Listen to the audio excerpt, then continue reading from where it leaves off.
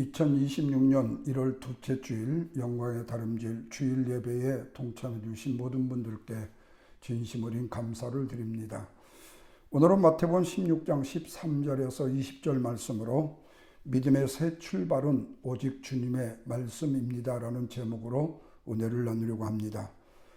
어느 분이 2026년을 맞이하는 새해라고 저에게 내가 원하는 기도의 제목이라는 배너를 보내주셨습니다. 내용은 1년 12달을 행복하게 해주시고 또한 1년 52주는 웃게 하시고 1년 365일은 성공하게 하시고 1년 8760시간은 건강하게 해주시고 1년 52만 5천 6천 분이 축복이 되게 하시고 1년 3153만 6천 초는 오직 즐거운 시간이 되는 2026년 새해가 해달라는 기도의 내용이었습니다. 저는 이 기도의 메시지를 받고 나서 두 가지에 놀랐습니다. 하나는 기도의 제목이 디테일함이 놀랬고 또 하나는 어떻게 분초까지 계산을 다해서 이렇게 적었을까에 놀랐습니다. 그런데 그분이 저에게 보낸 내용에서 더 한 가지가 생각해 보니까 빠졌더라고요.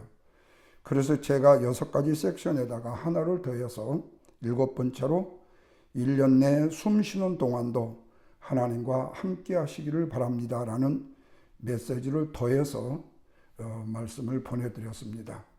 바라기는 저와 여러분에게도 2026년도 하나님이 함께 동행하시는 주의 축복이 함께 하시기를 주님의 이름으로 축원을 드립니다.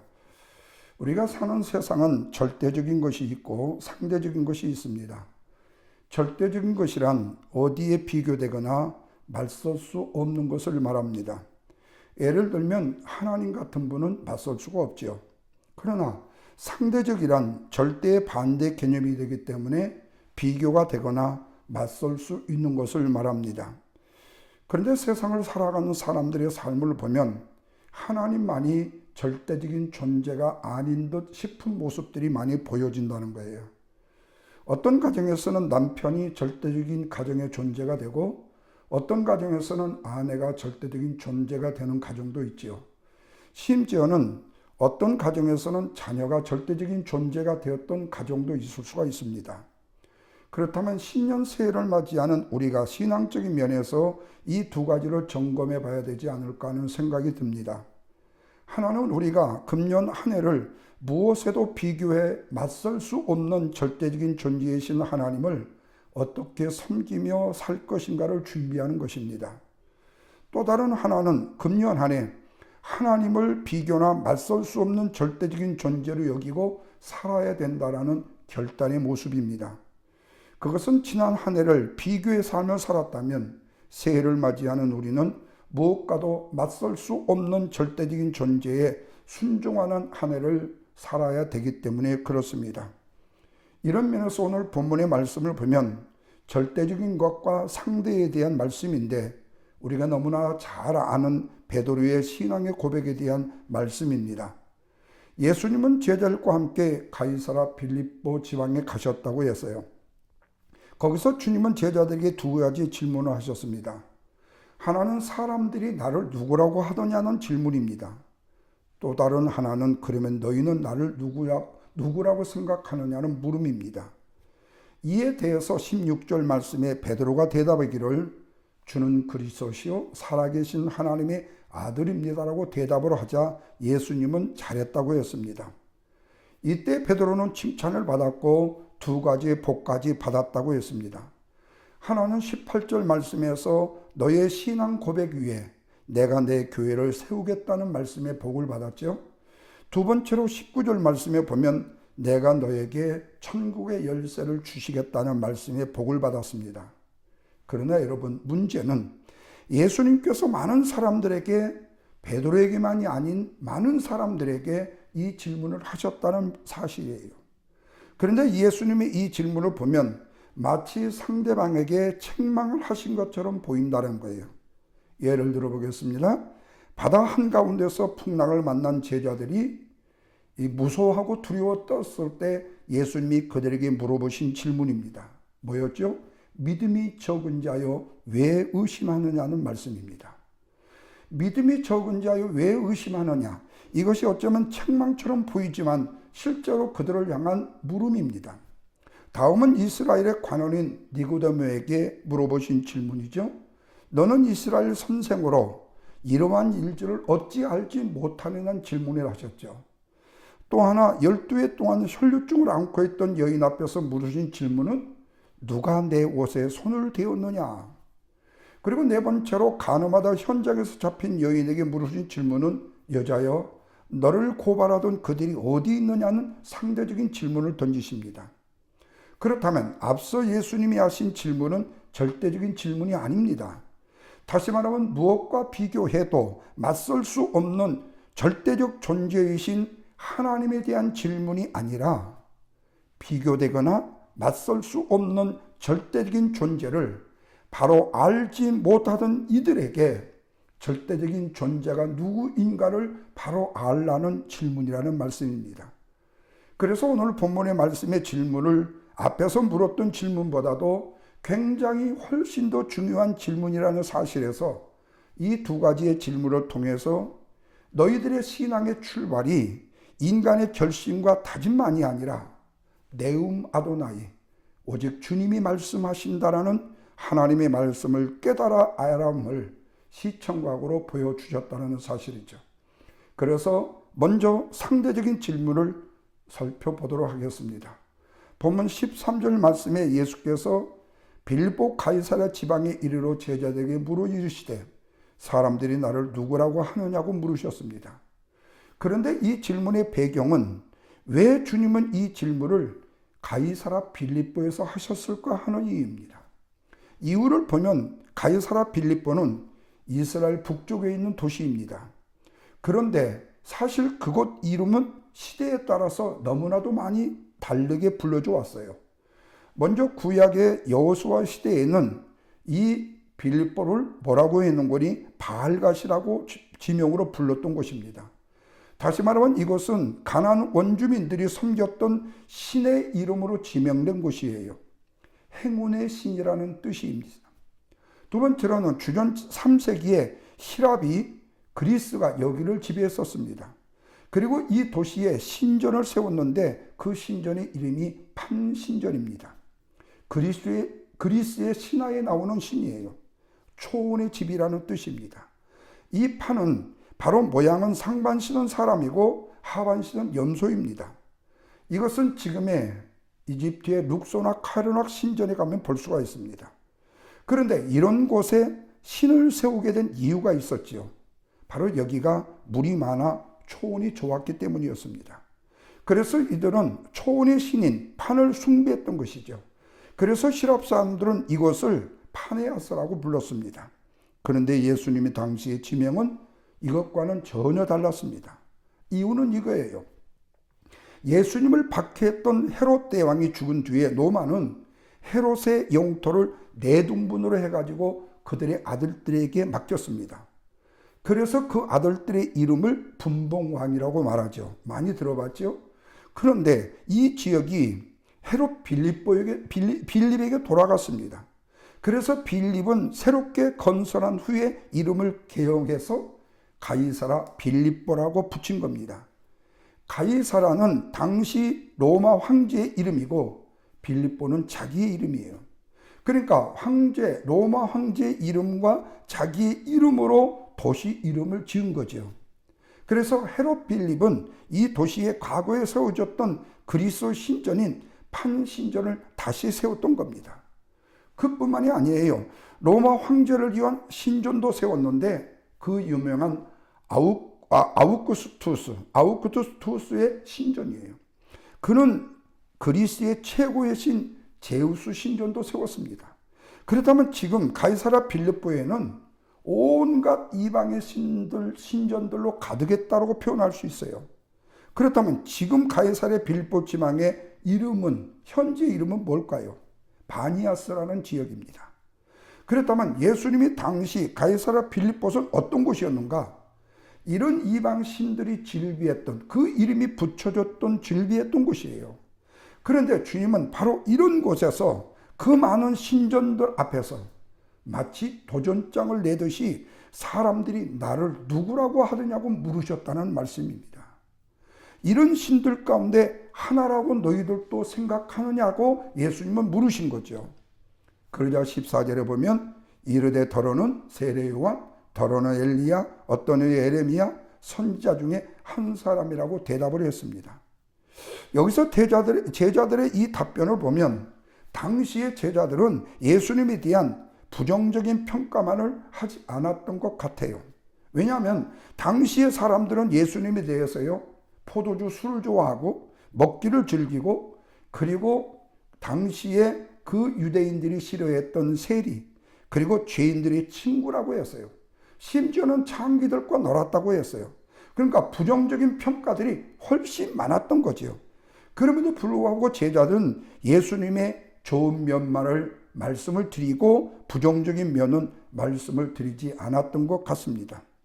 이런 면에서 본다면 당시의 일반 백성이 예수님에 대해서 세례 요한, 엘리야, 예레미야, 선지자의 한 사람이라는 일반 백성들의 평가는 어쩌면 굉장히 대단한 평가가 아닐 수가 없었어요.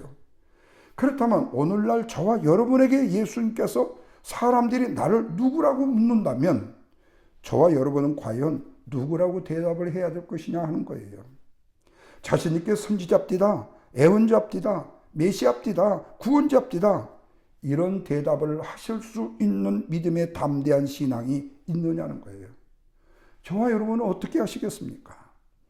대부분 아마 부끄러워서 예수가 에레미야 같은 선지자라고, 그분이 구세주라고 말하기가 어려울 수도 있을 수 있다는 거예요. 왜냐하면 아직까지도 내가 예수 그리스도를 절대적인 구세주로 알지 못한다면 말이에요. 상대적으로 다른 신과 비교하면서 믿었다면 충분히 그럴 수 있죠. 불교의 석가모니보다 좀 나을까? 아니면 이슬람의 마호메보다 좀 나은 분일까? 등등의 비교를 했다면 말이에요. 그렇다면 우리가 새해를 맞이하면서 올 한 해를 악한 사단 마귀에게 넘어지지 않기 위해서, 믿음으로 승리를 이끌기 위해서는 우리가 어떤 상황과 환경 가운데서라도 네움 아도나이, 주님이 말씀입니다 라는 신앙의 말씀의 신앙으로 바로 서야 되기 때문에 오늘 우리에게 이 질문, 이 상대적 질문은 너무나도 중요하다는 사실입니다. 바라기는 절대적인 질문 앞에 상대적인 질문에서도 절대적인 질문에 대답할 수 있는 저와 여러분이 되기를 주님의 이름으로 축원합니다. 두 번째로는요, 절대적인 질문입니다. 자, 15절 말씀 보십시오. 이르시되 너희는 나를 누구라고 하느냐 질문이에요. 이 질문하신 이 질문 속에 예수님은요, 제자들의 대답에 좀 더 신중을 기울였을 거예요. 왜냐하면 예수님께서는 지금 제자들을 3년여 동안 가르쳤잖아요. 그런데 그들은 그동안 고독한 예수님의 모습도 보았고, 많은 군중 속에 계신 예수님 모습도 보았고, 예수님이 간절히 기도하시는 모습도 보았고, 전도하시는 모습도 보았잖아요. 뿐만 아니라 예수님은 오병이의 기적 같은 일들을, 그리고 안진뱅이를 일으키는 기적, 소경이 눈을 뜨게 하는 기적도 보았고, 바람과 파도도 잔잔케 하는 그런 놀라운 기적의 모습도 보았습니다. 이런 그들에게 예수님이 물으신 거예요. 너희는 나를 누구라고 믿느냐고요. 지금의 그 예수님은 이제 십자가를 지실 때가 가까이 왔습니다. 한 6개월여밖에 남지 않았습니다. 주님은 제자들이 배울 수 있을 만큼 배웠다고 생각하셔서 시험을 하셨다고 생각할 수도 있어요. 그리고 또 이 정도 배웠으면 충분히 이런 질문에 대해서는 대답을 잘 할 것이라고 생각을 하실 수도 있어요. 그래서 너희는 나를 누구라 그러냐고 물었던 거죠. 그런데 그 베드로가 16절에서 시몬 베드로가 대답하여 이르되, 그 유명한 신앙의 고백, 저는 그리스도시요 살아계신 하나님의 아들입니다 라는 고백입니다. 여러분, 이 말씀이 중요해요. 이 베드로가 예수님에 대한 고백에는 세 가지의 내용이 들어있기 때문이에요. 첫째는 예수님이 주시다라는, 주인이시라는 고백입니다. 그러나 당시에 주인은 누구였습니까? 유대인들, 로마 백성들에게 주인은 누구였습니까? 로마 황제인 가이사였습니다. 로마가 이스라엘을 지배하고 있었기 때문에, 그런데 베드로는 가이사가 주인이 아닌 예수님 당신이 주인이라고, 나의 주인이라고 고백을 했다는 사실입니다. 그렇다면 모든 백성들이 믿는 판신이 주인도 아니고 제우스 신도 주인이 아니고 예수님이 주인이시라고 고백을 했다는 거죠. 그러나 만약에 예수님이 세상의 주인이시라면 나와 주님과의 관계는 어떻게 되는 것일까? 저와 여러분도 당연히 예수님이 나의 주인이십니다라고 고백해야 되지 않느냐는 거예요. 근데 만약에 예수님은 나의 주인이십니다라는 신앙의 고백을 해놓고 내가 내 인생의 주인 노릇을 하고 한다면 어떻게 될까요? 그렇게 된다면 인생을 내 경험으로 살게 될 거예요. 그렇게 된다면 내 의지로 살게 될 거예요. 그렇게 된다면 내 판단으로 살게 될 거예요. 그리고 시간도 내 마음대로 사용하게 될 것이고 내 자녀도 내 마음대로 좌지우지하며 키우게 될 거예요. 뿐만 아니라 우리에게 주어진 재물 역시도 내 마음대로 쓰게 될 거예요. 그렇게 된다면 우리의 인생은 어떻게 될까요? 목표를 잃어버린 인생이 되기 쉽고 목적을 잃어버린 인생이 된다라는 말씀입니다. 그렇다면 주님이 나의 주님이신다라는 이 고백을 진정으로 한다면 어떻게 될까요? 모든 것을 주인 되시는 주님께 물어야 될 것입니다. 주님, 저에게 시간을 주셨는데 내가 어떻게 그 시간을 사용할 수 있을까요? 주님, 내 자녀를 주셨는데 내 가정에 맡기셨는데 내가 사랑하는 내 자녀를 어떻게 길러야 될 거라고요? 주님, 나에게 재물을 주셨는데 어디에 어떻게 해야 될까요? 라고 물어야 거예요. 그렇다면 주님께서 우리에게 말씀해 주실 거예요. 이렇게 하라고요. 저렇게 사용하라고요. 그때 우리는요, 행복한 삶을 살게 된다는 말씀입니다. 왜요? 그것이 바로 하나님의 창조의 원리에 순복하는 성도의 삶이기 때문에 그렇습니다. 또 하나는 예수님은 그리스도라는 고백이에요. 여기서 그리스도라는 이 말은 헬라의 기름 부은 자라는 뜻입니다. 히브리어는 메시아라는 뜻이죠. 하나님께서는 우리를 죄와 사망에서 구원하시기 위해서 메시아를 이 땅에 보내주실 것을 약속해 주셨어요.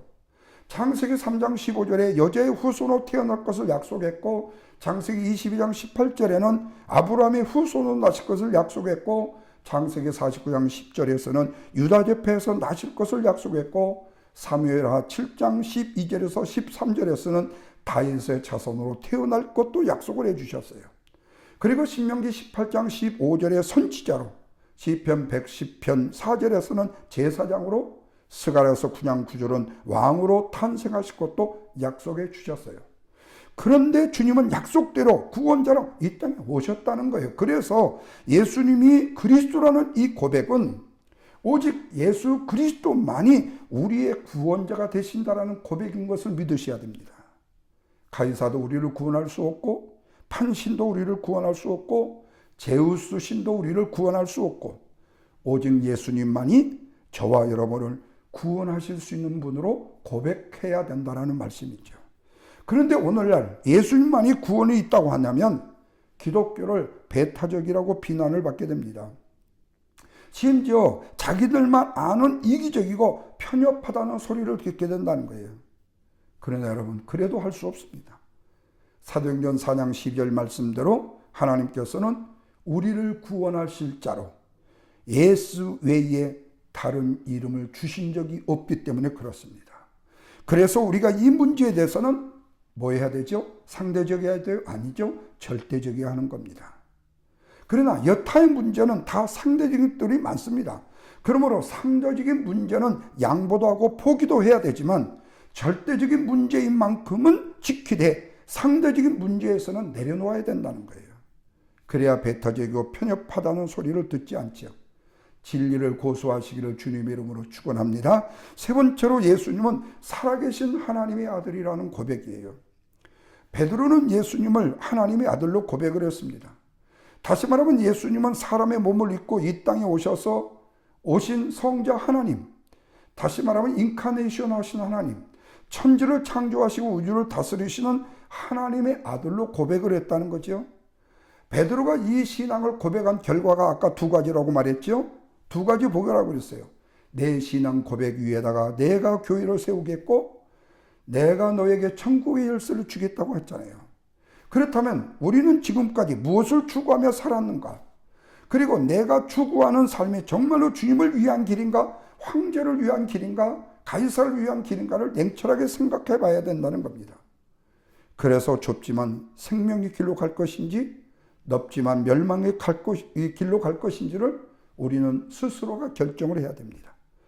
우리가 이 땅을 살아가는 이 인생은 여러분의 인생이 아니고 단 한 번뿐이기 때문에 더욱 그래요. 그렇다면 우리는 정말로 한 번뿐인 인생을 잘 살아야 돼. 그릇되게 살아서는 안 되고 허비해서도 안 되잖아요. 우리의 인생의 남은 기간이 얼마나 될까요? 그래서 누구든지 간에 내 인생이 얼마가 남았을까를 생각하며 살아야 된다라는 말씀입니다. 사랑하는 성도 여러분, 이게 말씀의 결론입니다. 여러분은 예수님을 누구라고 믿으십니까? 예수님이 내 모든 것의 주인 되심을 그대로 믿으시는지요? 예수님이 우리의 유일한 구원자가 되심도 믿으시는지요? 그리고 오늘 또 전능하신 하나님의 아들 하나님으로 믿으시는지요? 이것을 제가 여러분에게 묻는 이유는 오늘의 시대가 절대적인 진리까지도 상대화를 시키는 후기 산업 시대고 포스트 모더니즘의 시대가 되어지기 때문에 그렇습니다. 그럼에도 불구하고 절대적인 진리는 반드시 있음을 믿으시기 바랍니다. 이것을 놓치지 말고 붙잡고 살아야 된다. 이것이 저와 여러분의 신앙의 고백이 되어야 되기 때문에 그렇습니다. 주는 그리스도시요 살아계신 하나님의 아들입니다. 다시 말하면 예수 그리스도만이 내도나움 아도나이입니다. 다시 말하면 네움 아도나이, 오직 주님의 말씀이시다라는 고백이 되어야 되기 때문에 바라기는 이 신앙의 고백으로 요동치 마시고 반석 같은 믿음으로 능력 있는 하나님의 자녀로 올 한 해 2026년을 승리하는 한 해로 만들어가는 저와 여러분이 되시기를 주님의 이름으로 축원드립니다.